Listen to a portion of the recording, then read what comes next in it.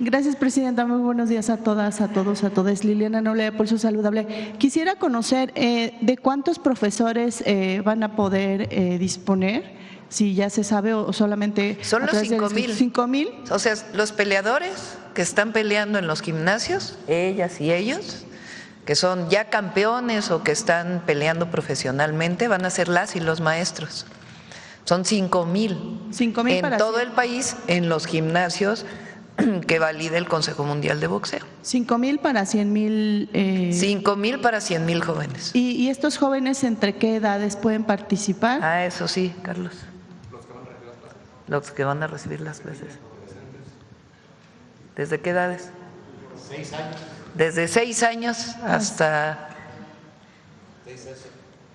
¿Hasta 29? Sí, o hasta… 6 hasta 29 años. ¿Y cuánto tiempo va a durar este programa? Por lo menos todo el año, por lo pronto. Y vamos a ver cómo funciona y la idea es continuarlo todo el sexenio.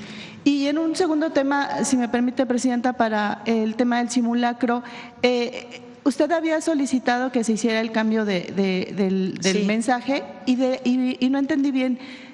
¿Suena muy fuerte o van a cambiar el tono? Eso no Más sabía. bien es el volumen. El volumen. No estamos seguros si para el simulacro pueda cambiar todavía el mensaje, requiere tiempo de preparación, ya lo solicitó la Agencia de Transformación Digital y si no ocurre en los siguientes meses ya va a ocurrir el cambio de mensaje. Okay. Gracias, buen día. Sismo. Alerta. Sí. Bueno, ¿quién más? La compañera atrás.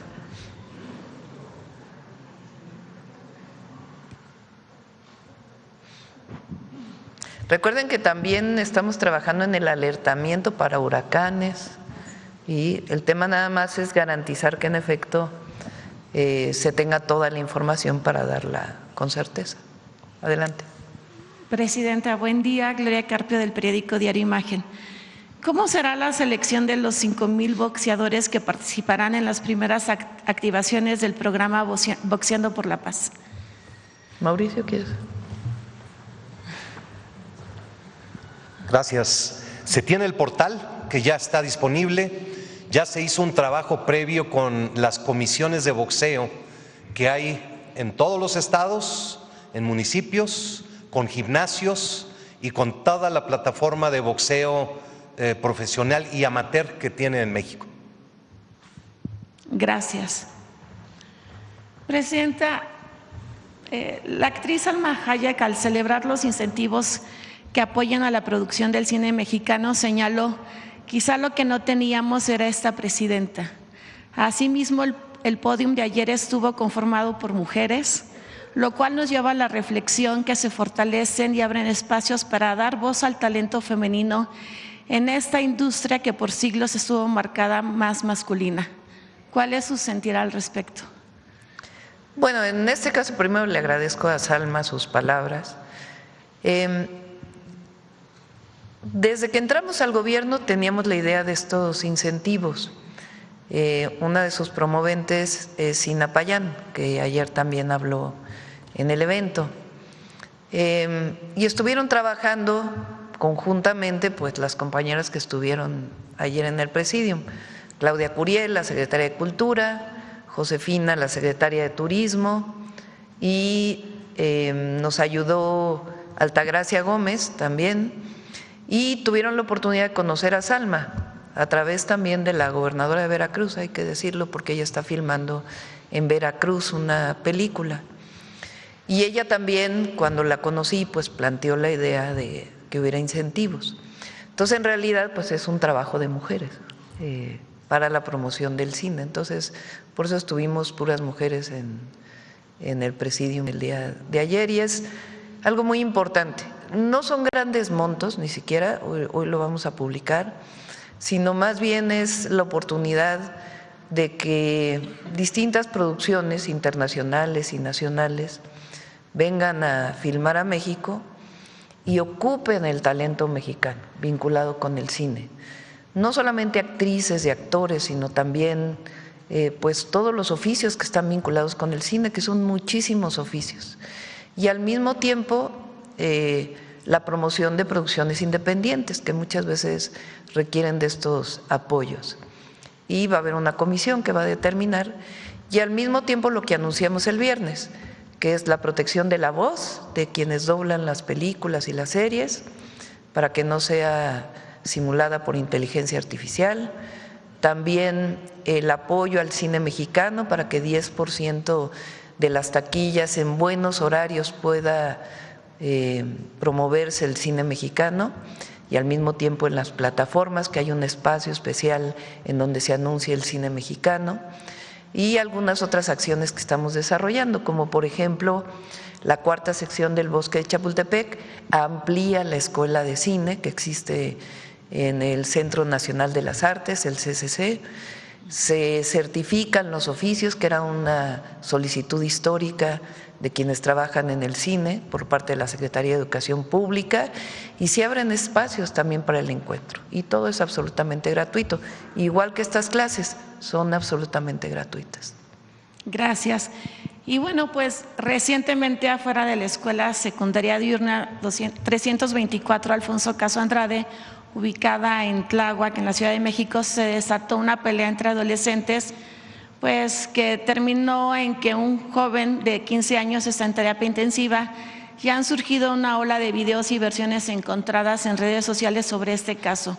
Esos programas, Boxeando por la Paz, podrían ayudar a poner freno a la violencia dentro y fuera de los planteles escolares, y qué otras medidas se podrían implementar. Sí, el próximo lunes, hoy presentamos Boxeando por la Paz, el próximo lunes presentamos la ampliación en el número de preparatorias. Teníamos 78,000 lugares para este año y lo vamos a aumentar a 30,000 más, de tal manera que entre 2025 y 2026 van a ser 150,000 lugares nuevos para preparatorias, en un modelo de preparatoria que incluye deporte y cultura,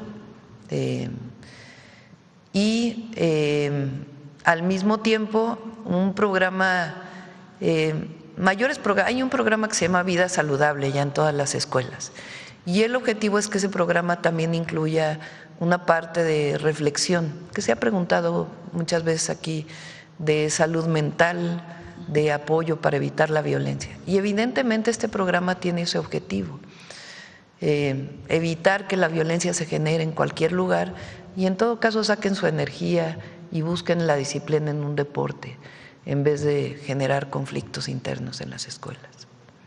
Gracias. Bueno, vamos. Sobre el tema, a ver, allá Carlos.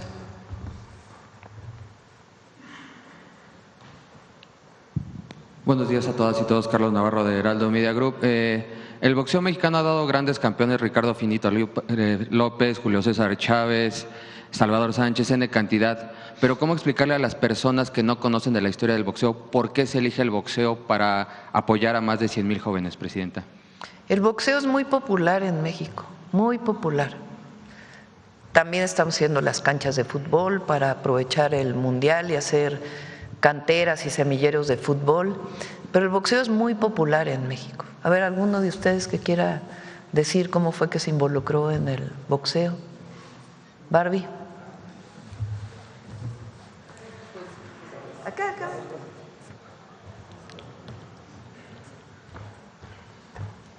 Muy buenos días a todos. Muy buenos días, Presidenta. Bueno, el boxeo yo creo que es uno de los deportes que solo necesitas un gran corazón, entregarte al 100% para poder lograr cambiar tu vida y cambiar la de tus seres queridos. Yo creo que por eso el boxeo ha dado tantas glorias aquí en México. Es uno de los deportes que más glorias nos ha dado, porque tenemos esa necesidad de querer salir adelante, de pelear por los nuestros. Y yo creo que por eso el boxeo se identifica con cada pequeño en cada casa, y pues ahora no lo puedo decir que nada más niños y niñas estamos ahí y abrazamos este sueño tan fuerte por salir adelante y esa necesidad que tenemos de darle una mejor vida a nuestra familia. Creo que eso es el ingrediente principal que el mexicano tiene, sacar adelante a nuestras familias, y abrazamos ese sueño desde muy pequeños, y creo que es el deporte que nos identifica, los corazones que tenemos que no se rinden y sueñan y trabajan por lograr cumplir sus sueños. Gracias.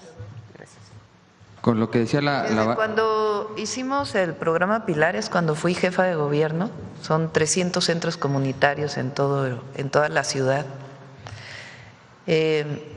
Abrimos deporte, cultura y educación en estos centros. Cuando incorporamos el boxeo fue algo impresionante. Desde pequeñitos de 4 o 5 años hasta adultas mayores, mujeres ya de otros vuelos, que juntos, porque era para todas y todos, se llenaron las clases de boxeo. Cuando hicimos la clase de box más grande del mundo también fue algo impresionante. Y pues es un deporte muy popular y tenemos muchísimos peleadores en México. Entonces es vincular los dos temas. Igual, repito, estamos también promoviendo otros deportes. Ya van a ver dentro del programa de jóvenes también centros deportivos que estamos haciendo en ciertos municipios. Preguntarle al presidente del Consejo Mundial de Boxeo, el hambre, el camino que algunos boxeadores que llegan sin nada y terminan siendo campeones, ¿podría definir lo que conocemos y que es reconocido a nivel mundial, el estilo mexicano? Y también preguntarle si todo lo que si van a estar haciendo visorías para que si alguno de estos jóvenes que se le vea mayor talento se le va a estar apoyando a futuro.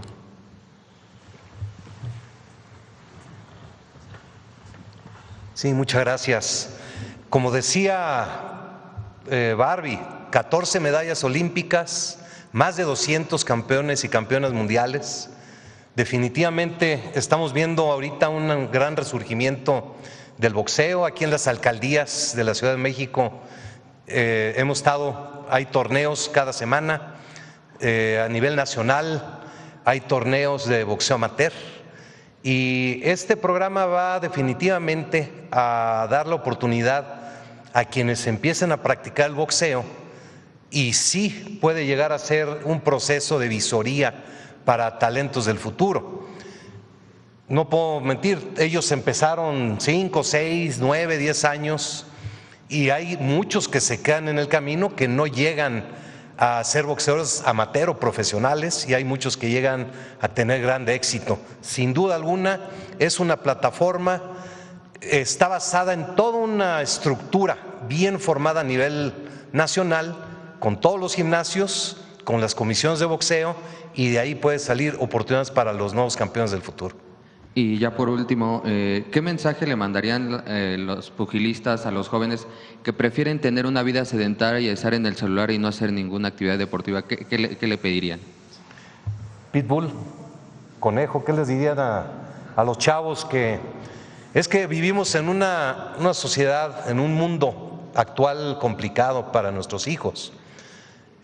Hay muchos que ni siquiera han visto televisión, ven las redes sociales, TikTok, están todo el tiempo en la pantalla, y si tus amigos hacen lo mismo es muy difícil romper ese ciclo. Pero ¿por qué no, Conejo, Pitbull, nos comparten qué le dices a un niño que no hace ejercicio?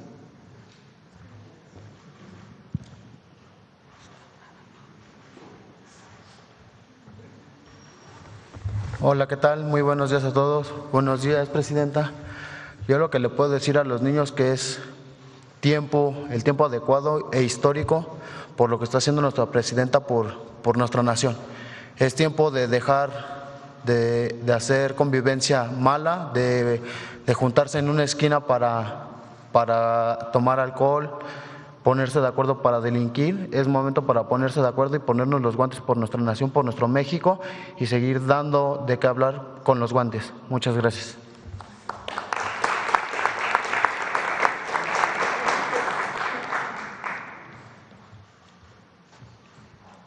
Hola, ¿qué tal? Buenos días.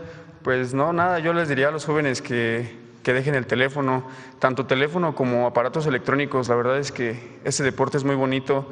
Digo, cualquier deporte es muy bonito, pero el boxeo da un super plus, y pues sobre todo, como dice la presidenta, es muy popular en México. Siento que antes no le ponían mucha atención por lo que decían que somos violentos, que es de mucha violencia, pero no, créanme que va más allá de eso, va desde una disciplina hasta cambiarte la mentalidad, pararte temprano, ser disciplinado contigo mismo y sobre todo pues una alimentación sana. Todo es sano, de verdad que es muy bonito el boxeo y ojalá y los niños ahora con esta oportunidad que podemos aportarles poco, mucho que sabemos nosotros los boxeadores profesionales, algunos que ya somos campeones, otros que van todavía, podamos enseñarles y pues con todo gusto ojalá y les guste a los niños. Muchas gracias, buen día a todos y todas.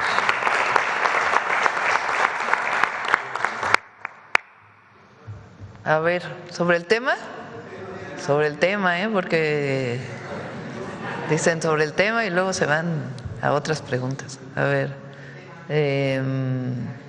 la compañera. Sobre el tema, Presidenta, muchísimas gracias. Eliane Valadez para YouTube de Eli TV Oficial. Y más que nada quisiera preguntarle, Presidenta, ¿cuál es el llamado a las jóvenes mujeres que quieren participar en este deporte y que pues usualmente pues es más para el género de hombres, ¿no? ¿Cuál sería el mensaje? Otra compañera que quiera participar. Vente.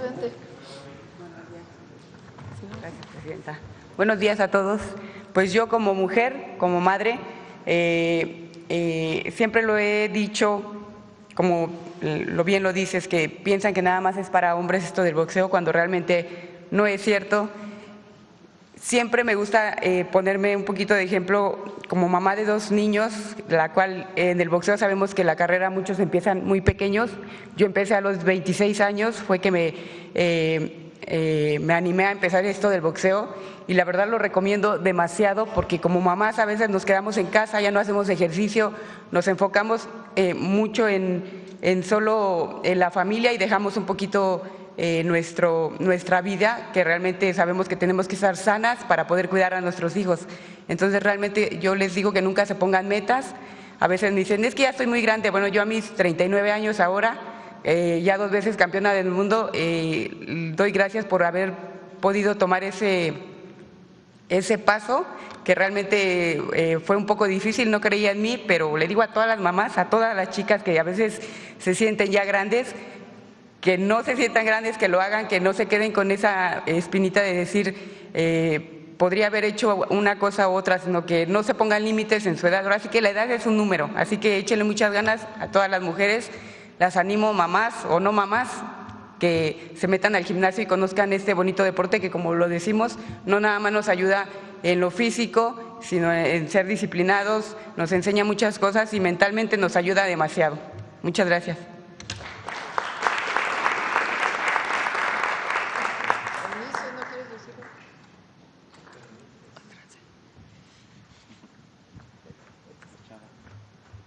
Muchas gracias, es un privilegio estar aquí y yo solamente quiero animar a todas las mujeres que sé que es un deporte para hombres y siempre se es visto por que es muy rudo, que es muy pesado, pero yo soy boxeadora mujer profesional y les quiero animar que por esos comentarios no se rindan, que sigan adelante, que es un deporte muy duro, muy exigente, pero también es mental. Así que con toda la fe, con todo el ánimo, y ustedes también pueden, también los hombres, pero también las mujeres podemos seguir en este deporte que es muy bonito y muy bello. Así que no se dejen llevar por los comentarios de que es para hombres, para machos, también es para mujeres. Somos valientes, somos esforzadas, así que mucho ánimo.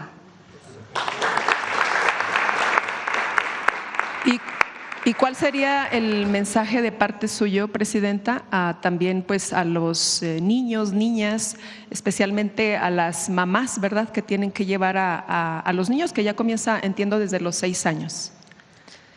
Muchas veces como mamás, yo fui mamá trabajadora siempre, el asunto es cómo encontramos el lugar, el espacio para que nuestros hijos puedan tener una actividad además de la escuela.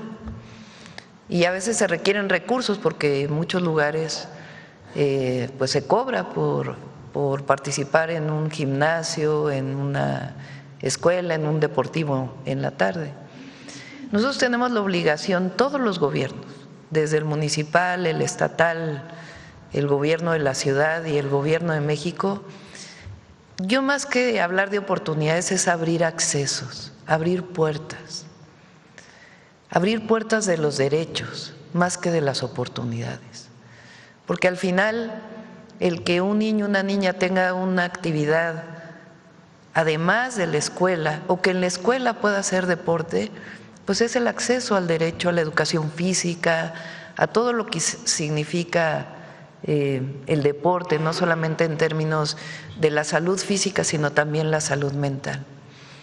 Entonces, este programa lo que busca es darle esa posibilidad a todos los niños y niñas que les guste el boxeo. Habrá otros que les gusten otros deportes, o quien le guste pintar, o quien le guste alguna otra actividad. Y en este caso es a todas y a todos los que les guste el boxeo, pues que tengan un espacio gratuito donde qué mejor las y los campeones, peleadores mexicanos, peleadoras mexicanas, pues sean un ejemplo para ellas y para ellos.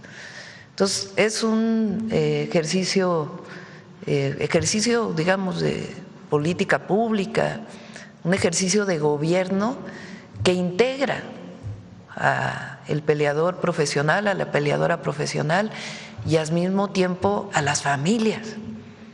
Entonces las madres pues tenemos un espacio o ellas mismas pueden participar. Entonces abrir este acceso, estas puertas al pueblo de México. Y ya por último, Presidenta, son, entiendo, 5,000 profesionales para 100,000 estudiantes que quieren participar. ¿Cuál sería el tiempo de meta para llegar a estos 100,000 participantes? Y si estarían participando dentro de estos 5,000 profesionales superestrellas como Canelo Álvarez. Muchas gracias. Bueno, depende de cada quien participar. El Canelo pues es el supercampeón y tiene sus jornadas. Este programa es más bien para muchos peleadores. ¿Cuántas peleas profesionales a veces tienen al año? 2 o 3. Y la pelea no necesariamente le da el recurso suficiente para poder vivir. Entonces a veces tienen que dedicar a otra cosa, ¿cierto? Además de estar peleando. Esto les da la oportunidad de tener un salario mínimo y el seguro, además de sus peleas. Entonces les da tiempo de dedicarse mucho más profesionalmente al boxeo y no tener que estar pasando pues penurias, problemas, sino que tengan lo básico para vivir. Y al mismo tiempo, a cambio les pedimos que dediquen 1 hora al día para dar clase. Entonces, por eso es para este grupo de campeones, campeonas, o que ya fueron campeones, como Jackie, como otros campeones, que ya fueron campeones y que quieren seguir dedicando su vida al boxeo y enseñar.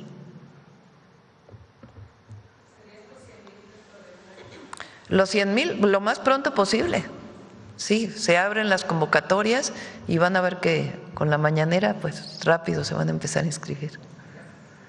Bueno, la última pregunta sobre este tema, a ver. Gracias, Presidenta. Buenos días a todas y a todos. Esta pregunta es para el señor Suleimán. Yo quisiera saber, pues su padre, el señor José Suleimán, fue un gran impulsor del boxeo en México. Si en estos momentos viviera su papá, ¿qué opinaría sobre este gran programa para el boxeo y para la juventud en México? Muchas gracias. Adoro hablar de mi papá. Simplemente con que se le mencione, mi corazón, mi vida vibra. Mi papá dedicó su vida al boxeo. Todos los peleadores eran sus hijos y sus hijas. El boxeo femenil estaba prohibido por ley en México y muchos países. Y él armó una cruzada tremenda para cambiar la ley y para impulsar el boxeo femenil.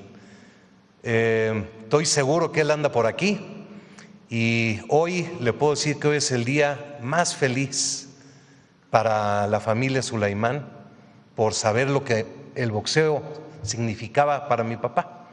Lo que está sucediendo hoy no se va a dimensionar hasta más adelante, pero la alegría, la cantidad de personas que ya nos ha estado llamando, la motivación, porque el boxeo, para empezar ya con golpes, pasa mucho tiempo, Primero se les enseña a caminar, se les enseña cómo son los golpes, cómo se tiran, cuál es la trayectoria, la defensa, después el costal. Entonces todo este proceso también es mucho boxeo recreativo, mucho boxeo como el boxeo fitness, y también esa visoría para quienes vayan teniendo talento. Pero regresando a la pregunta principal, no tengo cómo expresar, señora presidenta, Marat, Carlos, lo que está sucediendo el día de hoy es algo histórico que en ninguna parte del mundo ha sucedido y creo que no va a volver a suceder, y esto nos compromete mucho a seguir los pasos de José Sulaimán. Muchas gracias. Muchas gracias. Perdón, no me presenté, soy su servidor Carlos Pozos de LM Noticias Molécula. La segunda pregunta sería para la secretaria de Protección Civil, que nos pudiera explicar en qué consistirán estas alarmas con motivo de huracanes y tormentas tropicales. ¿También se dará una alerta sísmica aquí, o una alerta como la sísmica aquí en la Ciudad de México, o solamente serán en puertos? Que nos pudiera detallar cómo será este sistema. Gracias. Sí, conforme las instrucciones de la Presidenta de la República, estamos revisando con Pepe Merino, con todo su equipo y la Coordinación Nacional de Protección Civil, y en el caso muy específico para alertamiento de huracanes, ciclones, lluvias e inundaciones, estamos trabajando con Conagua y con el Servicio Meteorológico Nacional. Lo que se trata es de que podamos alertar a la población con mucha certeza, con mucha certidumbre de lo que viene, y eso es lo que estamos revisando. Evidentemente, el alertamiento sería regional. Cuando tenemos el anuncio de que viene un huracán, a veces lo tenemos hasta con 4 o 3 días de anticipación. Esto nos permite alertar a la población. También fuertes lluvias, no así de inundaciones, que es ahí en donde se está trabajando con mucho cuidado y con valores técnicos que los profesionales y los científicos están revisando. Y sería un alertamiento regional, ahí en donde se vea que posiblemente haya un impacto o posibles precipitaciones. Ahora, el alertamiento también puede ser también por posible erupción de volcán. Todo esto ya lo estamos valorando para poder aprovecharlo, porque somos el tercer país en América que tenemos este alertamiento por telefonía celular, y evidentemente que le vamos a dar todo el uso de beneficio para la población. Lo estamos revisando y se trata de ser alertamientos muy focalizados, muy dirigidos, muy locales a la población. También, evidentemente, también por tsunami. Eso lo estamos trabajando con la Secretaría de Marina. Claro, sí, así es. Gracias. Gracias. Bueno, nos tomamos la foto y vamos a otros temas, si les parece. Vénganse.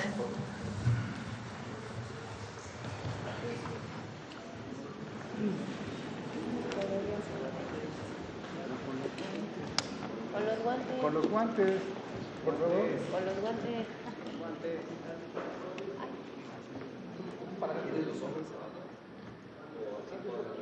¿Cómo nos vemos? Muy guapos. Los guantes.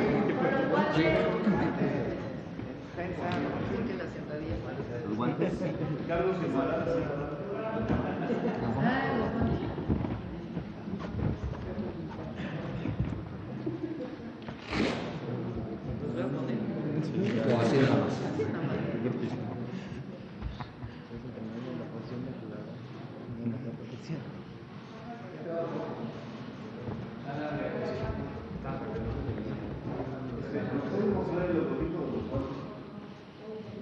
Es que está aquí boxeando por la paz.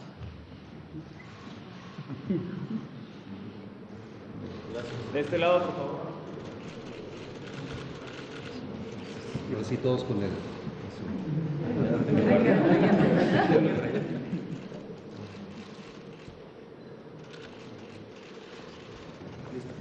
Gracias.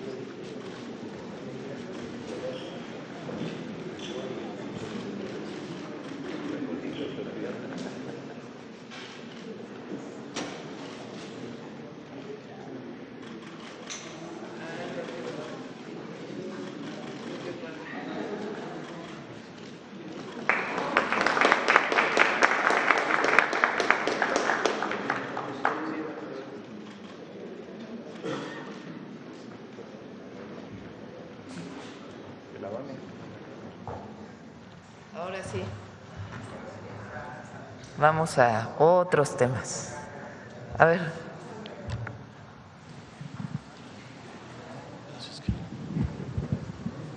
Buenos días, presidenta. Quisiera sus comentarios acerca de un tema que ha estado en desarrollo todo este fin de semana. El despido de Marx Arriaga en la Secretaría de Educación Pública. Usted ya comentó algo, me parece que fue el sábado o el viernes, pero ha seguido desarrollándose el tema. Marx literalmente no abandonó su oficina, hizo una transmisión explicando sus motivos de muchas horas y él acusa que pues se le está intentando retirar del puesto indebidamente. Si me puede ofrecer sus comentarios, por favor, y acerca de si hubo un ofrecimiento para que se fuera de embajador a otro país. Esa fue la salida que dice Mario Delgado que le ofrecieron. ¿Fue así, presidenta? ¿Se le había ofrecido también esta salida a Marx Arriaga? Sí, a ver, son varios temas. El primero es que nosotros reivindicamos la nueva escuela mexicana y los libros de texto. Eso es muy importante, porque muchos lo tomaron como si ya fueran a desaparecer los libros de texto o estuviéramos en contra. Nosotros reivindicamos la nueva escuela mexicana y el trabajo tan importante que se hizo para los libros de texto. Los libros de texto tienen una virtud pedagógica, que es el trabajo en equipo, el estar involucrando permanentemente a las y a los niños en un cuestionamiento crítico, en el trabajo permanente, en no recibir solamente el conocimiento del maestro a los estudiantes, sino que los estudiantes sean partícipes de la información que se les está dando y generar un trabajo colectivo. Eso es muy importante, además de lo que son los libros de historia y todo lo que significa la nueva escuela mexicana, y la información que se da en los libros. Entonces eso es muy importante. Ahora, los libros siempre son perfectibles. Por ejemplo, las y los maestros han estado pidiendo que haya guías para los maestros de los libros de texto, reconociendo su libertad de cátedra, porque eso es muy importante. No todos los maestros tienen que decir exactamente lo mismo, tienen que seguir sus planes de estudio y tienen que tener cierta libertad, pero ellos mismos, de manera muy solicitada, digamos, han estado pidiendo que se hagan guías. Noemí, nuestra subsecretaria de Educación Básica, que es la que dice aquí los jueves Mujeres en la Historia, nos pusimos de acuerdo para que se incorporaran las mujeres en la historia, en los libros de texto, porque la mayor parte de los libros de historia pues tienen a los héroes, pero no tienen a las heroínas. Y algunos otros temas que siempre hacen perfectibles los libros de texto. Marx Arriaga no estaba de acuerdo en que hubiera ninguna modificación a los libros. Entonces ahí hubo una primera, pues digamos, desencuentro, por decirlo así. Entonces, frente a esta situación, pues se le ofreció otras opciones. Entre otras era la posibilidad de un consulado, pero también otras opciones, porque valoramos muchísimo el trabajo de Marx Arriaga, muchísimo. Él destinó muchísimo tiempo a la elaboración, junto con un grupo muy grande de profesoras y profesores, a la elaboración de los libros. Es un trabajo pues extraordinario el que se hizo, y además la defensa tan importante que hizo de los libros. Pero pues todo siempre tiene actualizaciones, perfecciones, considerando y reconociendo siempre el modelo. Entonces ahí hubo un primer desencuentro con él, y pues yo le planteé al secretario de Educación pues que le ofreciéramos a Marx varias opciones. Ya no sé exactamente qué se le ofreció, pero él tiene la posibilidad y tenía la posibilidad de quedarse en el gobierno, pues porque, repito, pues los libros de texto no son patrimonio de una persona. El movimiento de transformación es muy grande y siempre tiene que irse mejorando en el marco de la nueva escuela mexicana y de lo que impulsó el presidente López Obrador, pero pues siempre mejorando. Entonces, lo que no estoy de acuerdo, y hay que decirlo claramente, pues es quizá la manera en que se le notificó, ¿verdad? porque entre compañeros pues tiene que haber un trato siempre. Ahora, como se ven los videos y demás, pues nunca hubo un policía que hiciera algo contra él, ni mucho menos.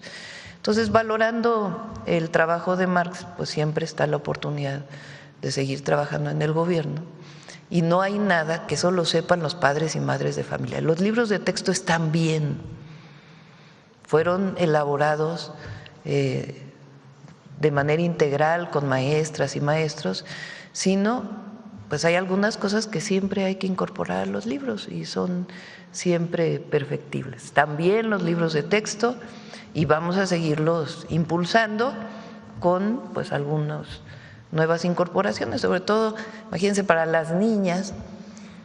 Pues, cuando yo estudié, pues prácticamente más allá de Josefa Ortiz de Domínguez, no había mujeres en los libros de texto, más que La Patria, que estaba en la portada, ¿verdad?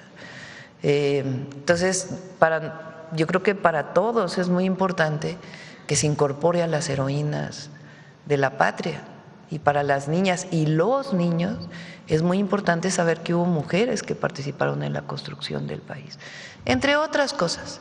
Entonces, y un reconocimiento al trabajo de Marx, pero pues todo tiene que seguir avanzando. Presidenta, el hecho de que Marx se niegue a abandonar las oficinas también sienta un precedente.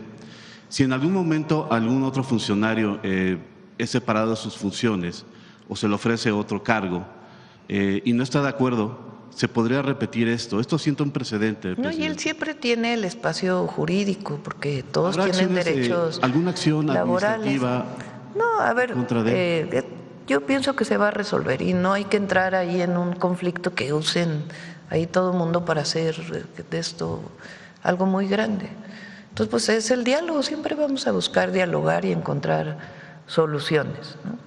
También hay acusaciones de que él solicitaba pagos para permanecer en las plazas o para tener una plaza dentro de la SEP. ¿Eso también se está investigando? No tengo conocimiento de ello. Es más bien un tema pues de ir avanzando con los libros, teniendo pues toda la base y algunos temas que es pues importante seguir incorporando. Okay. En otro tema, Presidenta, hicimos un trabajo en Imagen Excelsior acerca de la transparencia del INE. A lo largo de la actual administración de Guadalupe Tadei, las reservas de información, lo que se hace a través de solicitudes de información, se han multiplicado en 4 las reservas de información, de que es información reservada. ¿Esto abona la transparencia que usted ha pedido en toda la administración pública, Presidenta? Guadalupe ha hecho un muy buen trabajo. Habría que preguntarle a ella, primero, si realmente Guadalupe y el INE en general han hecho en este periodo un buen trabajo. Habría que preguntarles a ellos, porque no necesariamente es la presidenta, ¿no? Tienen ahí muchas comisiones. ¿Por qué se reserva una información u otra? Y en todo caso que ellos den la explicación. Desde mi punto de vista, mientras más transparente se sea, pues mejor. Gracias. Otra pregunta, pero para el Procurador del Consumidor. Nos había comentado, Iván, que se dan a conocer los lineamientos para la venta de boletos. Hablaste, Iván, acerca de que ya que se informa del precio de boletos, ya no se puede modificar. Se había se ha hablado en todo el mundo, no nada más en México, acerca de los precios dinámicos y cómo se disparan los precios. ¿Esto es así o nunca ha sido en realidad de esa forma, Iván? Con permiso, Presidenta. Estos lineamientos combaten un poco esta idea de los precios dinámicos. ¿Qué era lo que sucedía antes, que ya no? Es que los precios de muchos de los conciertos se anunciaban el mismo día del concierto, prácticamente a minutos de que la gente ya estaba en las filas virtuales. Entonces, lo que identificaban eran cambios de precios significativos prácticamente en las mismas zonas. En un mapa plano se puede ver que a lo mejor están muy cerca estos boletos, pero ya en el lugar o en el establecimiento, a lo mejor sí hay alguna diferencia de algún piso o algo y por eso cambiaban los precios. Estos lineamientos precisamente lo que hacen es que el precio anunciado, ya no solamente rangos de precios, sino exactamente cuánto te va a costar cada lugar en cada zona, combate esta idea de los precios dinámicos. Es decir, yo desde 24 horas antes sé cuánto me va a costar y ya no habrá ninguna modificación. No. ¿Y ese precio incluye cargos? Los cargos que el único cargo, hablando con las boleteras, el único cargo por lo que nos dicen que es un pago extra a otro proveedor es el cargo extra de 50 pesos por transacción.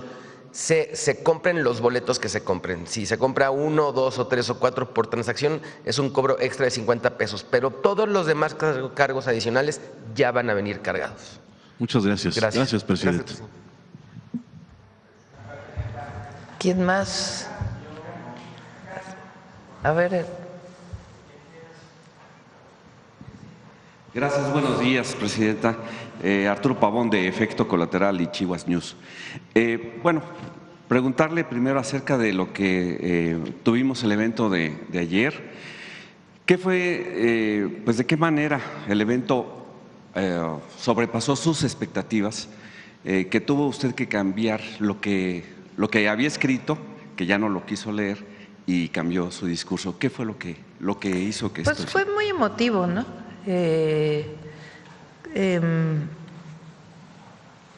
Había muchos artistas, productores,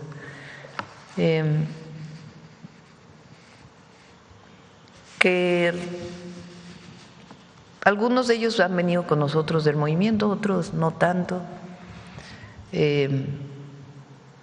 Pero yo creo que había algo común que es muy importante en este momento histórico, internacional, que es la defensa de México y de las y los mexicanos. Y es muy importante eso, fue muy emotivo. El mismo discurso de Salma Hayek en ese sentido, hablando pues de lo que significa para ella filmar en su estado natal, de lo segura que se siente, y además no lleva no crean que lleva una gran producción, de lo que significa el trabajo de las y los mexicanos, el que haya dicho nadie nos compite. Y además ella, pues la defensa, como dije yo, de las y los mexicanos en el extranjero y particularmente en Estados Unidos, y del trabajo de todas y todos los paisanos. Entonces fue un momento emotivo en ese sentido, de la defensa de lo que representa México en el mundo entero y para las y los mexicanos. Entonces fue muy emotivo y pues fue muy bonito, creo yo, el evento. Y de pues reconocimiento también al trabajo de las y los cineastas mexicanos. Entonces, por eso es que al final solo dije pocas palabras y breves. Gracias. En entrevista con algunos de los personajes que estuvieron ayer, al preguntarles su opinión, vimos y sentimos que respondían con cierto escepticismo, reservas, porque entendemos que en gobiernos anteriores les habían ofrecido fideicomisos, fondos cinematográficos, y que en realidad eran para unos cuantos y nada más servía para que se enriquecieran algunos sectores. ¿Qué es lo que usted piensa que esto los hace pensar diferente y deben de confianza? Bueno, va a haber una comisión que va a promover pues principalmente aquellas producciones que no requieren apoyos, ¿verdad? Porque antes los incentivos fiscales se usaban para los que de por sí ya tenían un montón de apoyos, o grandes empresas. Pues no se trata de eso, sino promover la producción nacional y algunas internacionales que ayudan también a generar empleos. Entonces no se trata de apoyar a los mismos de siempre, no. Se trata pues de promover el cine mexicano, producciones también internacionales en México, Fíjense, hay países que, Turquía, por ejemplo, ha promovido tanto, o Corea del Sur, ahora hablando de BTS y de sus películas, telenovelas, series, en fin. Bueno, no sé si se diga telenovelas todavía. K-drama, así se llama. ¿Por K es de Corea? Bueno, gracias a eso ha aumentado el turismo muchísimo. Turquía es uno de los ejemplos de cómo ha aumentado el turismo producto de la promoción del cine, de las series. Entonces el objetivo pues es seguir promoviendo y además genera muchos empleos. Con este incentivo puede llegar a generar alrededor de 250,000, 300,000 empleos en un año, adicionales a los que se generan ya por la industria cinematográfica. Son empleos temporales en general, no son empleos permanentes, pero son muy importantes. Un maquillista, una maquillista, no sé qué otros oficios hay, camarógrafo, todo lo que está alrededor de la producción de una película, pues son muchísimos oficios que son contratados, porque el objetivo es que sean contratados, que no traigan a extranjeros, filmen aquí, solo usen los paisajes, sino que se contrate a mexicanas y mexicanos. Pero de ninguna manera se trata de apoyar a los mismos de siempre, ¿no? En las palabras de Salma Hayek y de usted, escuchamos que buscarían enaltecer, obviamente, al pueblo de México, porque tenemos una industria también en otros países que denigran demasiado a los personajes cuando se trata de hablar de México. Se buscaría alejarnos de esas épocas en que se de hacía esa narrativa de las series estas de narcos, de enaltecer la delincuencia como si fuera un estilo de vida que hay que seguir, o de la violencia. Y no, México es grandioso y el objetivo es ese, que se conozca la grandeza cultural de nuestro país. Cultural y natural. Usted ha demostrado más bien desde que inició la Cuarta Transformación con el presidente López Obrador, han mostrado que con el ejemplo es como se puede lograr grandes cambios. Ahorita lo que vimos es estimulante y queríamos saber si también era para adultos mayores. Pero por otro lado, mencionar que efectivamente hay que mantener el crecimiento intelectual, y lo vemos en ejemplos como por ejemplo Marilyn o Gaby la Bonita Sánchez, que es secretaria de Deporte y Juventud en Puebla. ¿Usted cuál es el llamado para esas mujeres, ¿sí?, que no se deben quedar en su casa nada más esperando a ver si les van a dar el gasto o no? Bueno, a ver, yo creo que es importante reconocer también el trabajo del ama de casa, o lo que llamamos el ama de casa, porque muchas veces se minimiza, y hay mujeres que lo hacen por gusto y hay mujeres que lo hacen por necesidad, porque no tienen otra opción para dejar a sus hijos. Lo que no debe ser es porque no me deja el marido, ¿verdad? Eso sí, no. Porque las mujeres somos personas y tenemos nuestras propias decisiones y tenemos que garantizar esa independencia, ¿no? Como mujeres. Amamos a nuestra familia, a nuestros hijos, pero tenemos derecho a nuestro propio crecimiento y desarrollo. Entonces, no hay el trabajo de las amas de casa hay que reconocerlo siempre, el trabajo de cuidados. Digo yo siempre en las asambleas, y emociona mucho cuando digo que un cómico, cuando entré al gobierno, quiso burlarse. Cuando le preguntaron qué opina que una mujer llegó a la presidencia, dijo: ay, ya llegó una ama de casa a Palacio Nacional, pues denigrando a las mujeres, porque no es a la presidenta, a las mujeres, y en particular a quien se dedica al trabajo del hogar, que es bastante difícil, por cierto. Entonces ahí siempre digo, pues a mucho orgullo le contesté, a mucho orgullo soy ama de casa, soy mamá, soy abuela y por voluntad del pueblo de México, comandanta suprema de las Fuerzas Armadas. Y eso no empodera a la presidenta, sino a las mujeres que están en el auditorio. Pero el mensaje es que las mujeres podemos ser lo que queramos ser, no tiene por qué estigmatizarse el que seamos mujeres frente a un oficio o a una profesión. Las mujeres podemos ser presidentas, podemos ser gobernadoras, podemos ser presidentas municipales, podemos ser bomberas, podemos ser policías, podemos ser soldadas, podemos ser reporteras, podemos ser periodistas, podemos ser maestras, podemos ser doctoras, podemos ser ingenieras, podemos ser… No hay límite.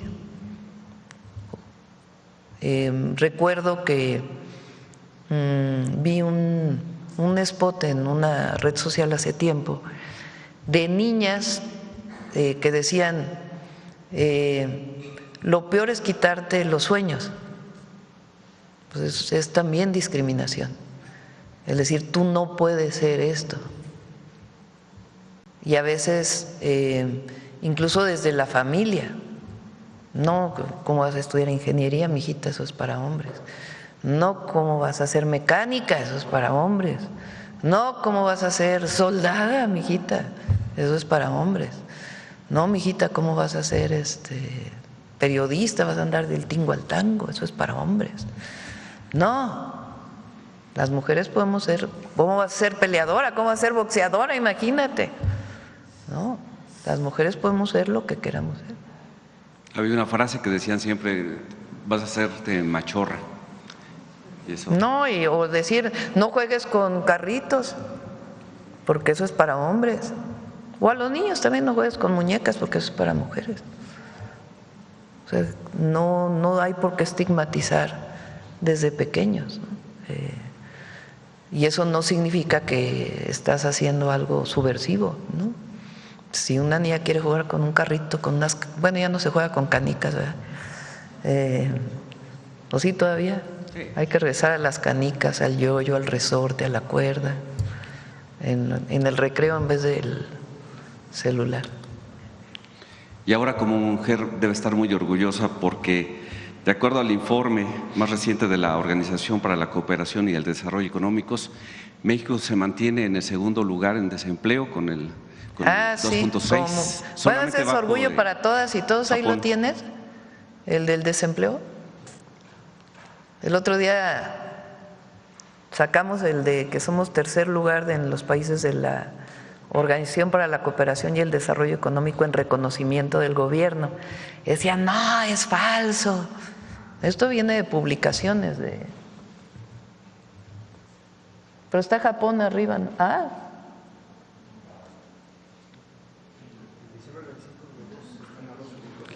2.6. Diciembre de 2025.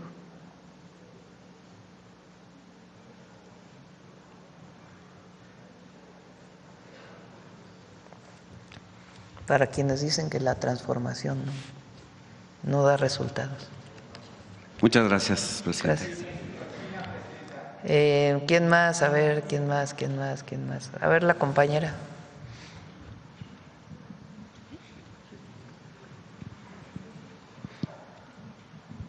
Gracias, presidente. Buenos días. Judith Sánchez Reyes, de Perspectivas MX. Presidente, preguntarle cuál es su lectura o la reflexión personal en torno a este libro que se acaba de publicar de Julio Scherer, denominado Ni venganza ni perdón, sobre pues algunas revelaciones de acciones y decisiones del gobierno que le antecedió, tomando en cuenta, bueno, pues que fue una persona que estuvo pues en las entrañas del poder, ¿no?, en las entrañas del gobierno anterior. ¿Cuál es su opinión al respecto? No lo he leído ni lo voy a leer.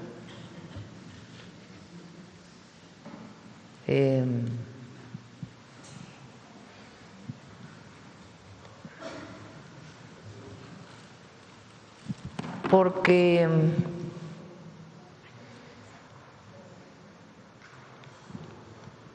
La crítica y la autocrítica siempre son importantes, siempre. Pero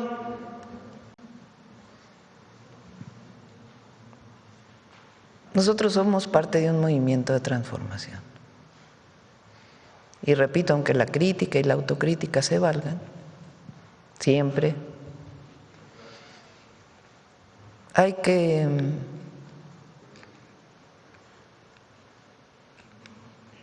ser consecuente siempre. Porque uno no está aquí por el poder, ni nos impuso nadie, más que el pueblo. Y llegamos a transformar. Y hay que ser consecuente siempre con lo que uno lucha en la vida. Incluso a las personas se le valora, lo decía el presidente López Obrador, muchas veces por lo que hacen al final de su vida. Ponía de ejemplo a Sabludovsky, ¿no?, que trabajó mucho tiempo en Televisa dando una información vinculada con el poder, ¿sí?, y luego al final de su vida fue crítico ante eso. Otros personajes. Pero pienso yo que ser parte de este movimiento requiere consecuencia.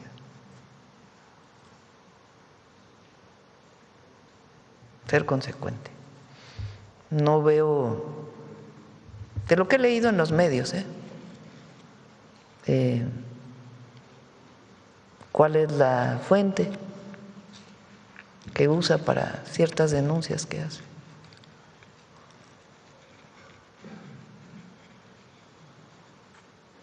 Y luego, no por nada, pero con quién se escribe también y la consecuencia de ello, en términos de un movimiento de transformación. Entonces, no creo que tenga mucho impacto, la verdad, el libro.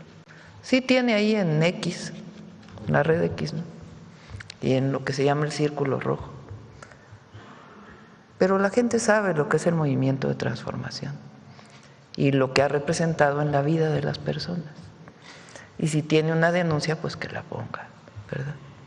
¿Y esto no tendría, digamos, no impactaría la percepción de la ciudadanía sobre el manejo del movimiento? No, nada. Bien, Presidenta. Presidenta, también el fin de semana, se dio la agresión a la alcaldesa de Cuauhtémoc, Alessandra Rojo de la Vega, y considerando el contexto, usted como ex jefa de gobierno sabrá todo este asunto de lo que conlleva el comercio informal, el comercio ambulante en la zona. En este sentido, preguntarle cuál es su postura y cómo evalúa este tipo de hechos, tomando en cuenta que se busca o se estaba buscando reordenar y hacer que esta vía en la Ribera de San Cosme fuera libre al tránsito peatonal y tomando en cuenta la complejidad que implica justo este tema del comercio ambulante en la Ciudad de México. Cada quien que saque sus conclusiones, ¿no? Hay muchos videos ahí en las redes. No voy a opinar sobre el tema.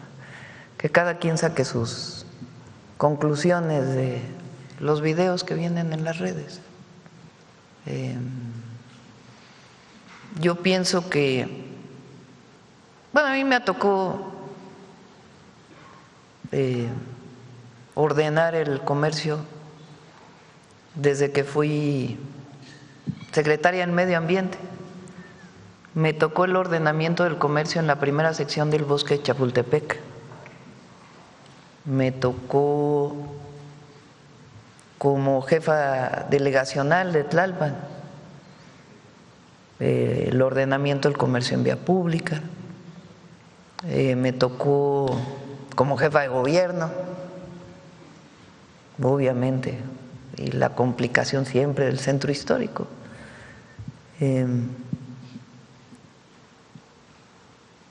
Pero pues no se hace show de eso, ¿no?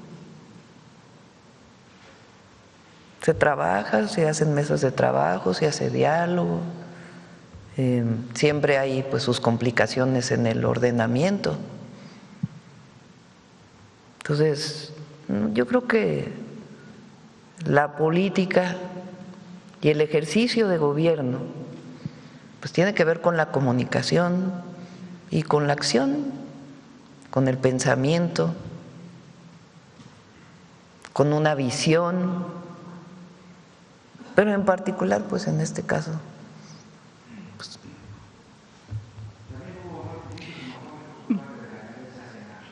comunidad trans.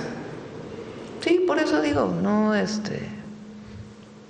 quiero opinar en particular de ella, pero comercio en vía pública, miren que me ha tocado, nos tocó bastante y no tiene por qué hacerse no, pues hay mesas de trabajo, se ordena, se trabaja y con la gente, porque también, fíjense, es otro tema que se estigmatiza mucho al comerciante de vía pública. Y son familias que se han dedicado por mucho tiempo.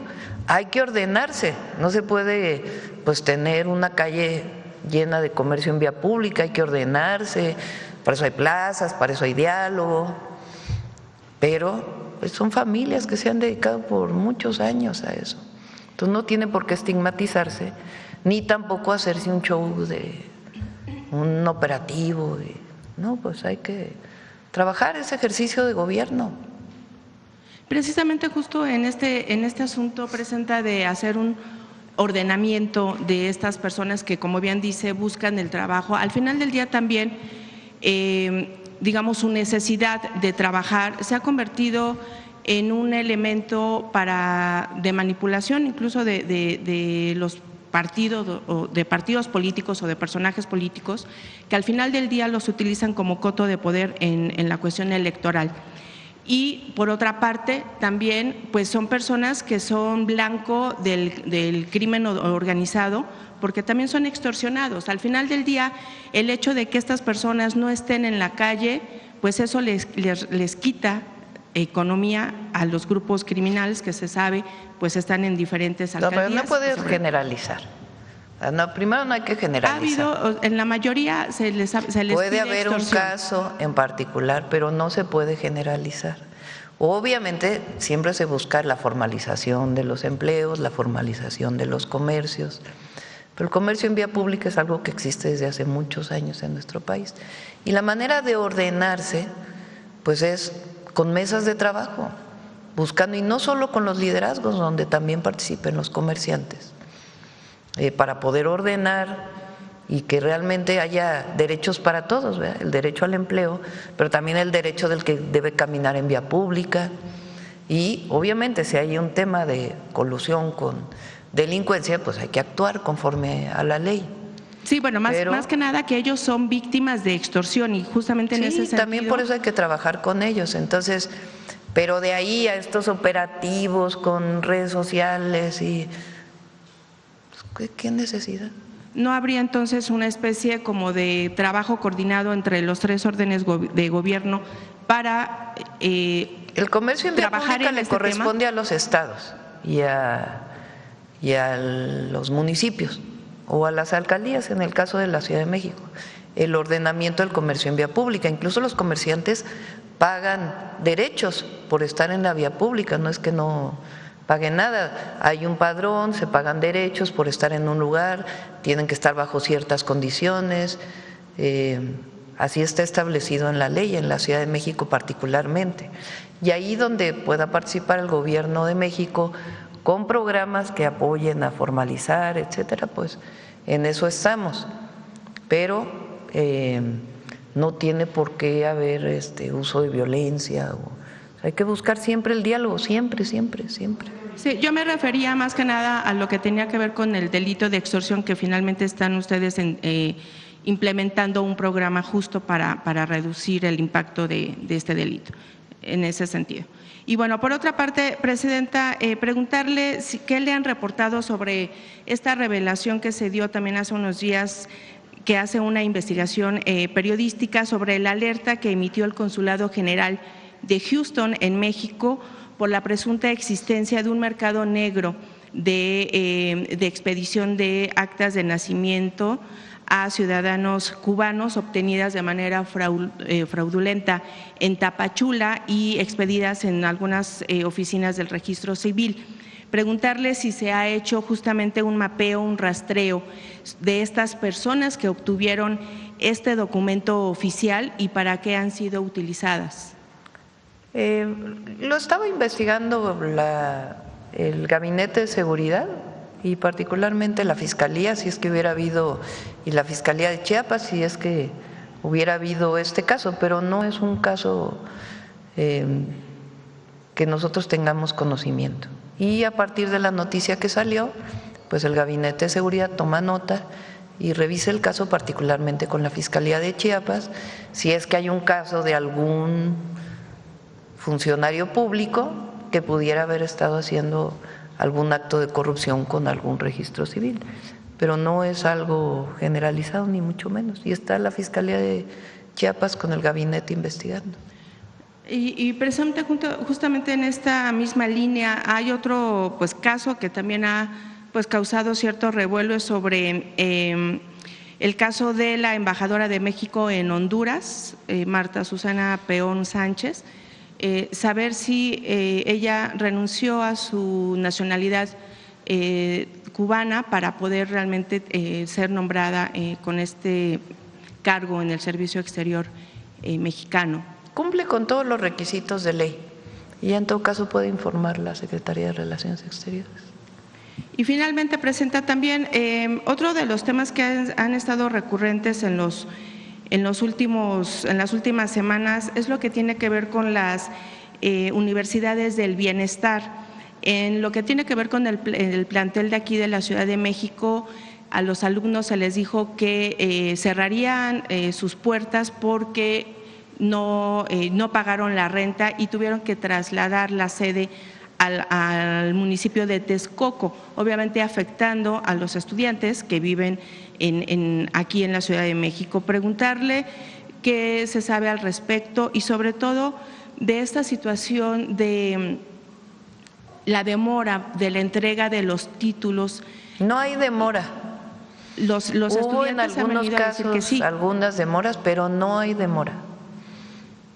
No hay demora en la entrega de los títulos de las universidades del Bienestar Benito Juárez. Son muy buenas universidades, porque es otra cosa que también se quiso minimizar. Son muy buenas universidades, están vinculadas con las comunidades. Los estudiantes están muy contentos y las comunidades muy contentas donde están las universidades. Son cerca de 200,000 jóvenes que de otra manera no hubieran tenido la posibilidad de estudiar. Y en particular el plantel de aquí de la Ciudad de México, Raquel Sosa lo que planteó es que se juntara con el que está en Texcoco, precisamente porque era rentado el lugar. Estamos viendo, porque los estudiantes se quejaron, dicen, bueno, pues es que nos va a quedar muy lejos Texcoco. Entonces, ¿cómo podemos hacer para que se mantenga el plantel aquí en el centro, si no me equivoco, de la ciudad? Entonces, estamos viendo de qué manera poder garantizar que se mantenga el plantel aquí y obviamente el que está funcionando en Texcoco. Pero entonces presenta el hecho de que los estudiantes vengan, de hecho hicieron plantón aquí hace unas semanas afuera de Palacio Nacional. Sí, es por eso, porque sí se les planteó que pudieran juntarse los dos planteles y que estuvieran en Texcoco. Y ellos lo que dicen es, nos queda muy lejos Texcoco, no puede haber una oportunidad para que el plantel se mantenga, y lo estamos viendo con la Secretaría de Educación Pública y con Raquel Sosa. Pero la queja también era de que no les habían entregado los títulos y las cédulas. No, los títulos y las cédulas se entregan, los entrega la SEP, no los entrega la propia, bueno, se entrega por la universidad, pero quien otorga el título y la cédula profesional es la SEP. Y no ha habido problemas. Si hay algún caso de algún problema, como igual hay casos de otros problemas en otras universidades, pues puede ser, pero no están retenidos ni mucho menos, ni hay ningún problema con la validación de los estudios de las universidades. Si hubiera el Benito caso Juárez. de algunos estudiantes que están en esa posición, ¿a dónde tendrían que ir para? A la Secretaría de Educación Pública. Bien, presidenta, gracias. Gracias. Bueno, a ver. A ver, ¿quién más? A ver, Pedrero, que estás por aquí, que no había venido.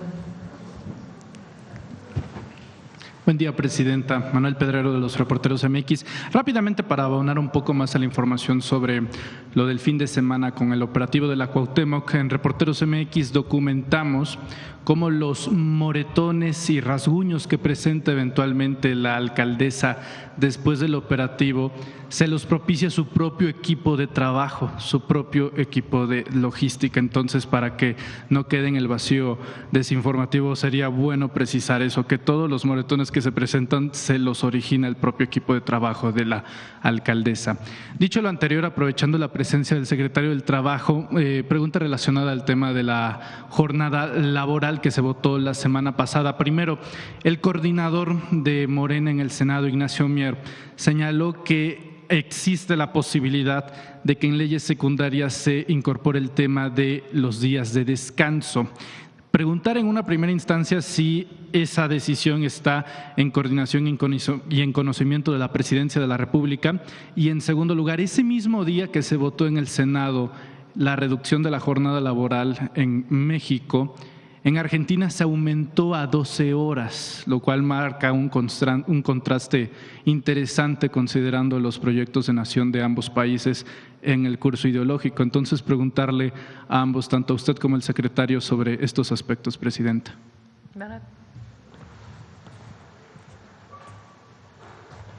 Con su permiso, presidenta, pues bueno, como efectivamente se menciona, la semana pasada se tuvo la votación en el Senado de la República, esto de la reforma constitucional relativa a la reducción de la semana de trabajo a 40 horas.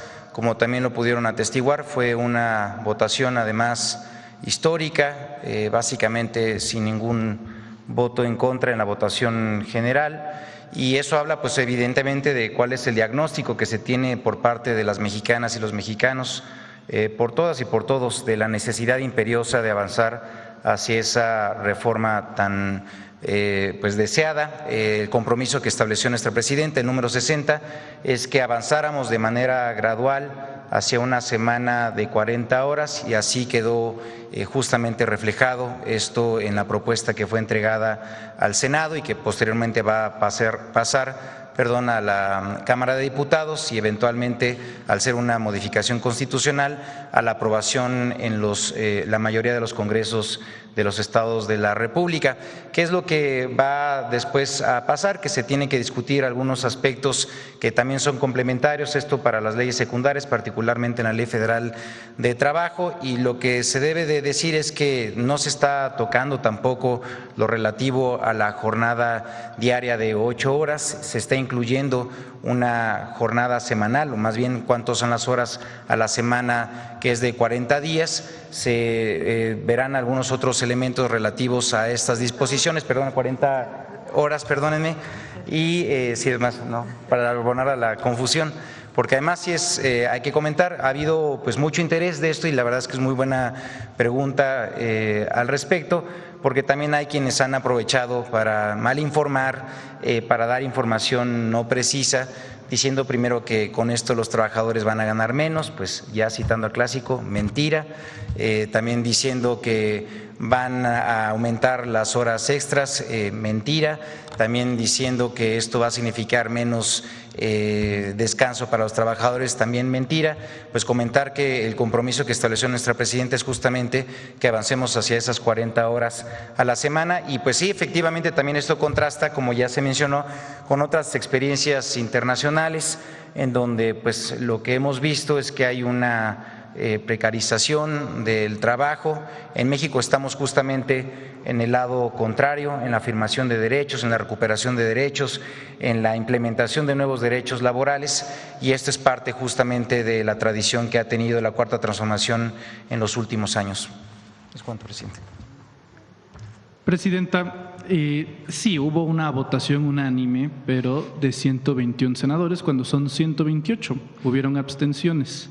Y me gustaría darle un poco tanto a la gente que nos escucha como al gabinete de quienes se tratan. Entre ellos faltaron al momento decisivo Ricardo Anaya, Pablo Guillermo Angulo, Luis Armando Melgar Bravo, Alejandro Moreno Cárdenas, Carolina Villano, Miguel Ángel Riquelme, Francisco Javier Ramírez Acuña, es decir, personalidades del PRI y el PAN. Me llama la atención sobre todo la conformación del PRI, porque es presidente y secretario general, en este caso secretaria general, ambos blindados con fuero, quienes estuvieron diciendo que el PRI desde su nacimiento estuvo a favor de las 40 horas, sin embargo en 70 años jamás las promovieron ni aprobaron, y el día que sucede la votación se deciden ausentar. ¿En el plano político le merece alguna opinión, Presidenta? Pues sí. Es parte es como los programas de bienestar. Hay mucha hipocresía. Porque por un lado dicen una cosa y a la hora de la hora pues se retiran de la sesión para no votar. Es como en la campaña que decían que estaban a favor de los programas sociales. La candidata del PRIAN dijo que estaba a favor de los programas, se sacó sangre, dijo que nunca iba a quitar los programas. Termina la campaña y el presidente del PAN entonces dice: nos equivocamos, deberíamos de haber defendido en lo que creemos, que no debe haber programas sociales. ¿Para qué mienten a la gente? Igual acá, si hubieran estado a favor de las 40 horas, pues hubieran votado. Pero no están a favor de las 40 horas, pues porque no están a favor de los derechos laborales. Ellos hace mucho que perdieron lo que fue el origen, digamos, del PRI, que el otro día vino Lorenzo Meyer y estuvimos platicando de eso. Me dijo: es que el PRI, recuerda que lo formó Calles y tenía ya sus problemas. Después vino Cárdenas, en fin. Pero había una parte de los derechos sociales y laborales. Y la Constitución del 17, producto de la Revolución Mexicana, pues tiene esa gran virtud que son el reconocimiento de derechos sociales y derechos laborales. La jornada de 8 horas viene de la Constitución del 17. Pero ellos, si alguna vez fueron PRI, pues se convirtieron en PRIAN, ¿no? Con todo el neoliberalismo. Y ahí se olvidaron de los derechos de los trabajadores, se olvidaron de los derechos sociales. El autoritarismo nunca se les olvidó en todo su periodo, por lo menos después de Cárdenas en adelante. Pero los derechos también se les olvidaron y convirtieron todo en privilegios: la educación, el deporte, la cultura, la salud. El otro día decíamos: ¿cómo es posible que en los primeros 40 años el IMSS haya construido 37,000 camas en diversos hospitales? En el neoliberalismo construyeron 4,000 en 36 años. 4,000 camas. Nosotros en los 2 años, en los 2 periodos de transformación, en los 2 sexenios, vamos a construir 10,000 camas más en 12 años. 36 años, 4,000 camas, 12 años, 10,000 camas más. En salud. Bueno, igual los derechos laborales, a ellos no les interesa. No les interesa, hace mucho que dejó de interesarles los derechos del pueblo de México. Ellos están con los privilegios de los privilegiados. Por eso no votan. Esa es la verdad. Son 2 proyectos. Gracias, presidente. Un par de preguntas finales. Se dio a conocer este fin de semana que el gobierno de Inglaterra decidió darle asilo político a Karime Macías, exesposa de Javier Duarte, gobernador del estado de Veracruz. Preguntarle si el gobierno mexicano protestará contra esta decisión del gobierno inglés, considerando que la señora Macías pues enfrenta varias órdenes de aprehensión aquí en nuestro país. No nos han notificado, me dio hoy un documento, no estaba el canciller, pero el compañero que va en representación del canciller al Gabinete de Seguridad, no nos han notificado, pero no estamos a favor, evidentemente, y vamos a reaccionar frente a ello. En este caso, ¿quién tendría que notificarle primero, el gobierno o la embajada? El gobierno a través de la embajada de Reino Unido en México, o de otra manera, ¿no? Correcto. Para finalizar, Presidenta, comentarle que el día de ayer que vino la actriz Salma Hayek y brindó estas palabras, se hizo como que una recopilación de todos los artistas mexicanos que han expresado en algún momento, en alguna entrevista o en alguna red social, su simpatía con el proyecto de la 4T. Entre ellos, bueno, ya hablábamos de Salma Hayek, Damián Bichir, Damián Alcázar, Jesús Ochoa, María Rojo. Todos estos personajes y activistas y artistas que han expresado en alguna ocasión alguna simpatía con un proyecto de izquierda, sobre todo en esta red social X, antes Twitter, que por cierto hoy está caída, así que suponemos que la desinformación será mucho menos el día de hoy. Se provocan linchamientos digitales por alzar la voz y por definirse ideológicamente. Presidente, ¿algún comentario al respecto ante aquellas figuras públicas que lo expresan y consiguen en cambio pues todas estas oleadas de las granjas de bots y de trolls? A ver, yo creo que en el caso de Salma Hayek hay que ponerlo en su justo término, ¿no? Porque ella reconoció, es una figura nacional, internacional, y reconoció el esfuerzo que estamos haciendo en el gobierno. Más allá de una identificación con la 4T o no, porque hay que ponerlo en su justo término.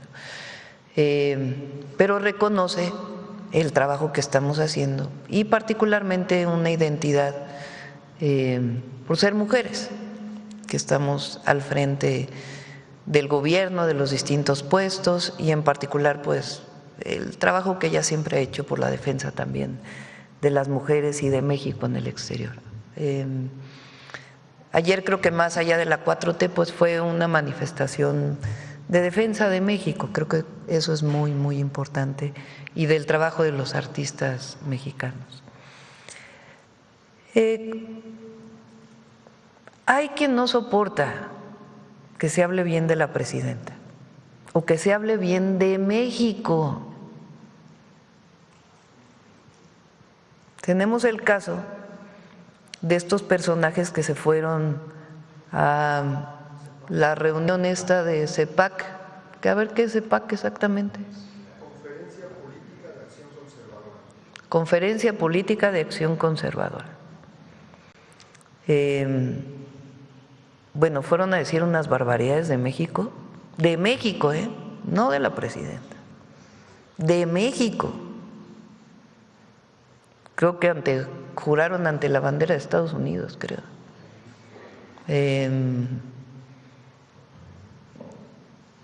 Y se sentían felices, ¿no? Hablando mal del país y con una posición muy conservadora, que más allá de la posición política, el tema es el entreguismo, ¿no? O sea, pidiendo casi la intervención de Estados Unidos en México. Entonces, ese grupo que no tiene muchas posibilidades en México, la verdad, es el que compra, tienen dinero, entonces compran robots, bots, para particularmente en la red X, pero no solo, también ahora en también hay mucho de esto. Denostar, calumniar, imagínense una figura como la de Salma o como la de muchos artistas y actores, pero ella está muy por encima de eso y el pueblo de México está muy por encima de eso, afortunadamente. El pueblo de México es quizá el pueblo más empoderado hoy del mundo entero, el que sabe que tiene el destino de la nación en sus manos. Y eso no hay manera de derrotarlo, no hay manera. Es también como hoy, ya ven que hay alguien, como les digo, han de tener un chat todos estos comentócratas y todo, porque todos dicen lo mismo. Ahora, las fisuras dentro del movimiento de transformación. ¿Cuáles fisuras? Hay una desunión tremenda. La pérdida de popularidad de la presidenta los está arrastrando a… Léanlos hoy. ¿Cuáles fisuras? ¿Cuáles problemas? Y todo el mundo tiene claro hacia dónde vamos. Entonces, ni fisuras, ni problemas. Ah, claro, pensamiento único no hay, afortunadamente. Movimiento de transformación pues tiene pues muchas opiniones, nada más que estamos de acuerdo en una cosa, y es este gran proyecto de nación que estamos impulsando entre todas y entre todos.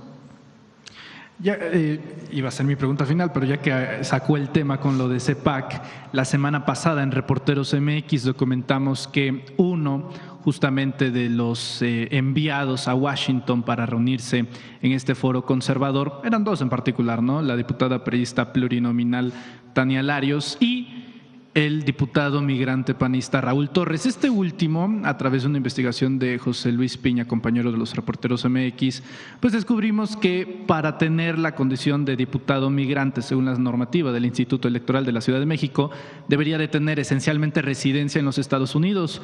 Antes de ser votado, los últimos 10 años estuvo viviendo en la Ciudad de México, apoyando incluso en su momento para la campaña a la alcaldía de Xóchitl Gálvez y dentro de las filas del propio Partido Accionario en México, es decir, no teniendo residencia y no viviendo en los Estados Unidos. Adicionalmente a eso, actualmente su esposa es la diputada suplente que en este momento ostenta el curul en la Ciudad de México. Entonces, preguntar si no habrá un llamado a reforzar, a recrudecer los filtros para garantizar que aquellos que sean migrantes sean auténticos migrantes y no se usurpen bajo las cuotas que ofrece el Estado mexicano, presidenta. Hay una solicitud de todos los paisanos de que ellos elijan a sus propios diputados, porque actualmente solo votan por presidente o presidenta, o por gobernador o gobernadora en los estados donde se permite el voto de los mexicanos en el exterior, pero no votan por diputados o por senadores. Entonces, ¿cómo se hace la representación? Son los partidos políticos que en sus listas plurinominales proponen personas migrantes o indígenas o de otros personas de la comunidad LGBT, en fin, personas con discapacidad, que está reconocido por ley que deben ser parte del Congreso. Entonces, las y los migrantes lo que dicen es, no, a ver, mejor nosotros votamos por nuestros propios diputados. Creo que son 11 ahorita la representación que hay, que se propongan y votemos por ellos, y estamos viendo la manera en que eso se haga, para garantizar pues que en efecto son ellos y ellas quienes estén votando por sus propios representantes y que representen a la comunidad de mexicanos en el exterior en el Congreso. Y estamos tomando en cuenta esa propuesta que se hizo en los foros. En efecto, hay personas que se inscribieron como migrantes y que en realidad pues no son migrantes. Gracias, presidenta. Bueno, vamos. Ya son 9:26, ya se nos fue. Todavía falta humanismo mexicano, ¿verdad? Vamos con humanismo mexicano. Ahora, quiero decir algo porque es importante, por lo del libro de Julio Scherer. Hay libertad de expresión en nuestro país. Yo doy mi opinión personal, pero hay libertad de expresión y que todo el mundo se manifieste y que se publiquen los libros y todo lo que se quiera en las redes, en los periódicos. es nada más un asunto pues de debate permanente, porque en México tiene que haber debate, apertura al debate y cada quien pues que haga sus propias conclusiones. Bueno, vamos.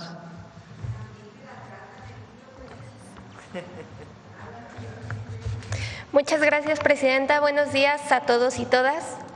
Ya hace un ratito se hablaba de la paz a través del deporte y ahorita vamos a hablar de un referente histórico de paz en nuestro país y en el mundo.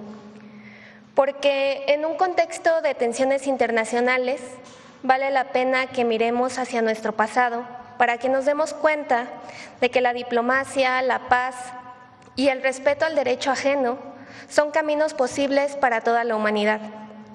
¿Por qué digo esto? Porque en los años 60 del siglo pasado, tras la fallida intervención estadounidense a Cuba y la llamada crisis de los misiles, el riesgo nuclear amenazaba al mundo entero. Y en este escenario tan verdaderamente difícil, un diplomático mexicano de nombre Alfonso García Robles logró la desnuclearización de toda América Latina a través del Tratado de Tlatelolco, un tratado que es referente global de paz y que incluso lo hizo acreedor al Premio Nobel de la Paz en 1982. Entonces, a 59 años de este tratado, que se firmó el 14 de febrero de 1967, queremos difundir la historia de su creación, porque es una historia que encarna los principios de soberanía, de diálogo y de respeto del humanismo mexicano. Veamos el video, por favor. En 1962, el mundo estuvo al borde de una guerra nuclear y México dio una de las más nobles lecciones diplomáticas en la historia de las naciones. En febrero de 1967, nuestro país culminó una extraordinaria acción en favor de la paz. 21 estados del continente americano firmaron el Tratado para la Proscripción de las Armas Nucleares en América Latina y el Caribe, conocido como el Tratado de Tlatelolco. Fueron los años más difíciles de la Guerra Fría entre Estados Unidos y la Unión Soviética. Se trató de un enfrentamiento por la hegemonía global que estuvo a punto de provocar la Tercera Guerra Mundial. En ese contexto, Cuba defendió su soberanía, derrotó la invasión estadounidense y en 1962 permitió que el régimen soviético instalara misiles en su territorio, ocasionando una crisis internacional. En plena tensión, el presidente mexicano Adolfo López Mateos conversó con su homólogo estadounidense John F. Kennedy y declaró que México era partidario de la paz y del desarme con la proscripción de las pruebas nucleares para fines bélicos. El país estuvo en las filas de la democracia, luchó por la paz y la libertad. Así pues, el canciller Manuel Tello y el embajador Alfonso García Robles impulsaron una solución pacífica al conflicto, apegados a los postulados históricos de nuestra política exterior. En 1964, por lo tanto, se organizó la reunión preliminar para la desnuclearización de América Latina, mecanismo que trabajó 2 años y elaboró la propuesta de tratado que se aprobó en Tlatelolco en febrero de 1967.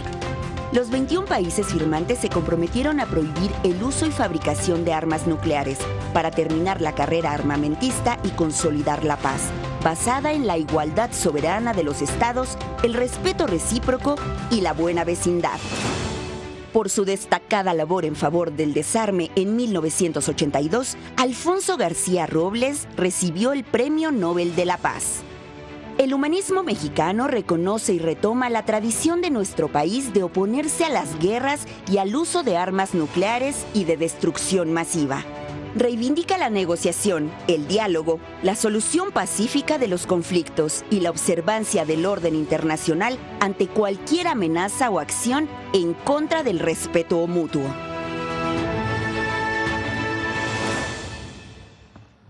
Muchas gracias. Gracias a todos.